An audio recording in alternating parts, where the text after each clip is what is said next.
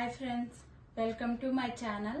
ఈరోజు కోడిగుడ్లు మునక్కాయ కర్రీ చేస్తున్నాను.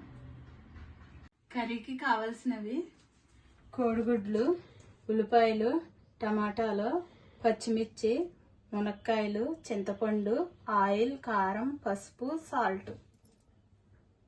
మనం ముందుగా కోడిగుడ్లు ఉడకబెట్టుకొని ఒలుసుకోవాలి. ఇప్పుడు మనం కూర రెడీ చేసుకుందాం. స్టవ్ వెలిగించి గిన్నె పెట్టుకుని కూరకి సరిపడా ఆయిల్ వేసుకుందాం. ఆయిల్ వేడయింది, గుడ్లు వేపుకుందాం. ఒక హాఫ్ స్పూన్ పసుపు వేసుకుని కోడిగుడ్లకి ఇలా కాట్లు పెట్టుకోవాలి, లేకపోతే పేలిపోతాయి.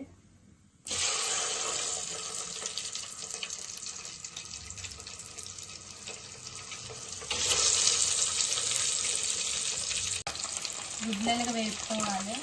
ఫస్ట్ వేసుకొని వేపుకుంటే మనకి కలర్ వస్తాయి. ఇలా వేగిన గుడ్లను గిన్నెలోకి తీసుకుందాం.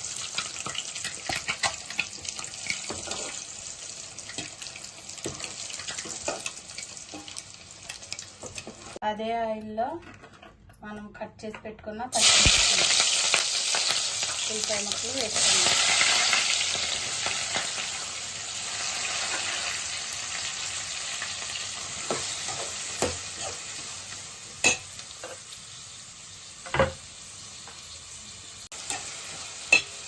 ఇప్పుడు మనం రుచికి సరిపడా సాల్ట్ వేసుకుందాం.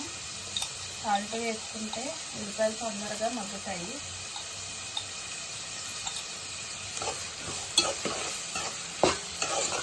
ఇలా కలుపుకొని మూత పెట్టుకుని 2 నిమిషాలు ఉల్లిపాయలు మగ్గాలి.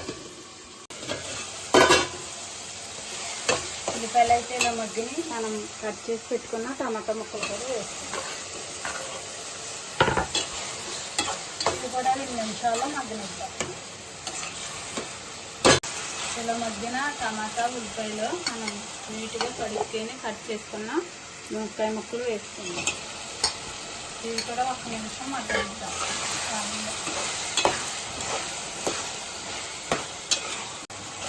అన్నీ ఇలా మగ్గిన తర్వాత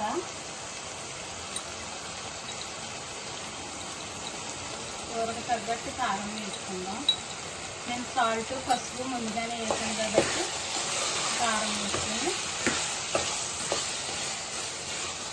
కొన్ని వాటర్ వేసి కలుపుతాను.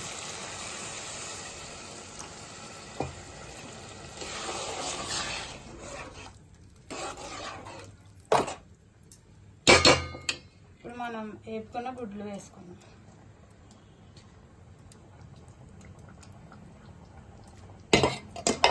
వేసుకుని 5 నిమిషాలు కూర ఉడకనిద్దాం.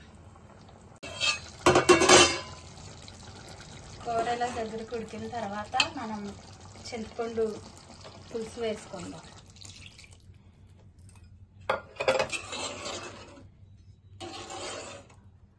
కూర అంతా దగ్గరగా ఎగురుగా ఉడికేంత వరకు 10 నిమిషాలు ఉడికించుకోవాలి. కూర అయితే ఇలాగా ఉడికిపోయింది, దగ్గరగా ఎగిరింది.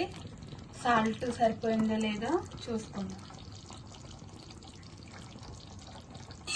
సాల్ట్ అయితే సరిపోయింది. ఇంకా స్టవ్ ఆఫ్ చేసి దించేసుకుందాం. గుడ్లు మునక్కాయ కర్రీ అయితే ఇలా రెడీ అయింది ఫ్రెండ్స్. చాలా బాగుంటుంది. మీరు కూడా ట్రై చేయండి. నచ్చితే లైక్ చేయండి, షేర్ చేయండి, సబ్స్క్రైబ్ చేయండి. Bye friends.